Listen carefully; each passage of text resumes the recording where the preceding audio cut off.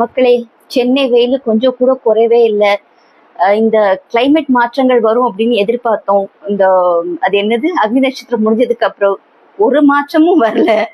அப்புறம் பாத்தீங்கன்னா நம்மளுடைய அருண்ராஜ் அவர்கள் சொல்லியிருக்காரு, இந்த 20 நாள் இல்லை, இப்ப 25 நாளா ஆயிடுச்சு, ஒரு மாசம் ஆயிடுச்சு, நிறைய மாற்றங்கள் வந்திருக்கு அப்படின்னு சொல்லியிருக்காரு. அப்புறம் என்னடா மாற்றம் வந்திருக்கு அப்படின்னு பார்த்தா, அண்ணன் காலையில போயிட்டு சேர்ல உட்கார்றது, சாயந்தரம் வரைக்கும் அங்க உட்காந்து நமக்காக அவர் வேலையை கத்துக்கிட்டு இருக்கிறாரு. மத்தியானம் லஞ்ச் பிரேக் கூட அவர் 1/2 மணி நேரத்துக்கு மேல எடுக்கிறது இல்லை அப்படின்னாங்க. நல்ல விஷயம், அந்த அளவுக்கு உழைக்கிற முதல்வர் நமக்கு கிடைச்சிருக்காரு, எவ்வளவு பெரிய மாற்றம் வந்திருக்கு அப்படின்னாங்க. கண்டிப்பா அதை நம்மளாம் அக்செப்ட் பண்ணியே ஆகணும்.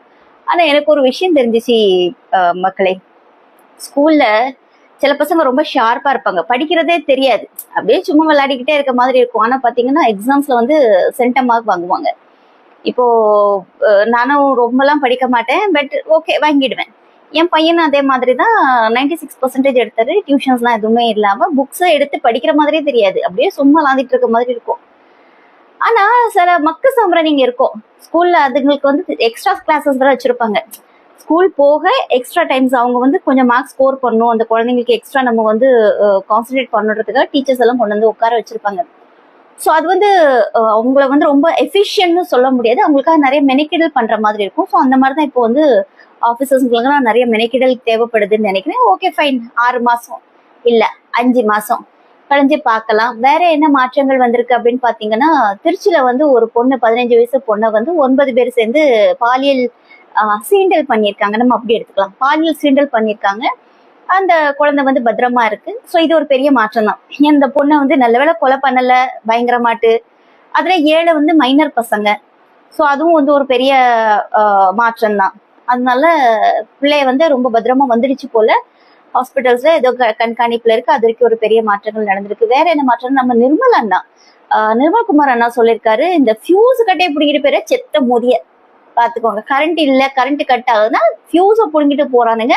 எவன் புடுங்கிட்டு போறான்னு தெரியல. கண்டிப்பா இது தீய சக்தியோட வேலையா தான் இருக்கும். ஆனா நிர்மல் அண்ணா இந்த ஃபியூஸை புடுங்குற அளவுக்கு அங்க ஒருத்தங்க வேலை பார்த்து, நீங்க என்னடா புடுங்கிட்டு இருக்கீங்கன்னு கேட்டுக்கலாம். அது பார்க்கும்போது அது கையும் களவுமோ பிடிக்கணுமா இல்லையா? இப்போ ஃபியூஸ் கட்டையை புடுங்கிட்டு போடுறானுங்க, மறுபடியும் கரண்ட்டை பண்றதுக்கு ஒரு 40 நிமிஷத்துக்கு மேல ஆகுது அப்படின்றாங்க. அதுவும் சரியாயிடும், கொஞ்சம் நல்லா சரியாயிடும், ஒன்றும் பிரச்சனை இல்லை. ஸோ இப்போ என்னதான் பிரச்சனை அப்படின்னு பாத்தீங்கன்னா, எதுவுமே பிரச்சனை இல்லை. தமிழ்நாட்டுல எந்த பிரச்சனையும் கிடையாது. அதுக்கப்புறம் பாத்தீங்கன்னா இப்பெல்லாம் தாவேக்காரங்களும் ரொம்ப கம்மியாயிட்டாங்க ஆன்லைன்ல. அதுக்குதான் இவங்க புது அல்லு சில்லுங்களெல்லாம் வேலைக்கு வச்சிருக்காரு விஜய் அண்ணா சொன்ன மாதிரி. எனக்கும் திமுகவுக்கும் நடுவுல எந்த அல்லு சில்லு வந்தாலும் அது நிர்வாகம் பார்த்துக்கும், நிர்வாகம் பொறுப்பல்ல அப்படின்னு சொல்லிட்டு இவரு கையை வச்சிருக்காரு, அவரோட நிர்வாகம் பார்த்துக்கும். அதுக்கு அர்த்தம் என்னன்னா, இந்த அல்லு சில்லுன்னு இருந்த இந்த கூட்டணிகள் எல்லாம் கூட்டிட்டு போனதுனால அதுல இருக்கக்கூடிய அல்லு சில்லுங்களோட தொந்தரவு தாங்க முடியல. அது புது அணில் குஞ்சா கீச் கீச் கீச் கீச்சுன்னு சத்தம் கொஞ்சம் ஓவரா இருக்கு.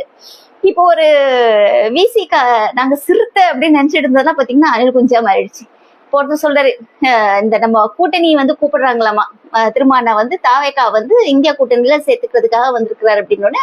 என்னுடைய ஒரு மரியாதைக்குரிய சகோதரர், முகநூல் சகோதரர் சிறுத்தை அது போட்டிருக்காரு, ஸ்டாலினுக்கு ஹிந்தியும் தெரியாது, இங்கிலீஷும் தெரியாது, அவர் என்ன பண்ண போறாரு? விஜய்க்கு எல்லாமே தெரியும். விஜய் அப்படியே பேசி அப்படியே பண்ணிட்டாலும் சூப்பரா இருக்கும். ஏன்னா இது வரைக்கும் வாய திறக்கல.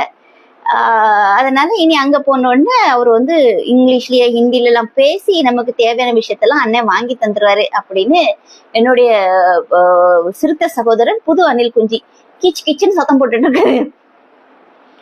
என்னத்த சொல்ல, இன்னும் தமிழ்நாட்டுல நிறைய மாற்றங்கள்லாம் வரும், அதெல்லாம் நம்ம எதிர்பார்த்து காத்துக்கிட்டு இருப்போம்.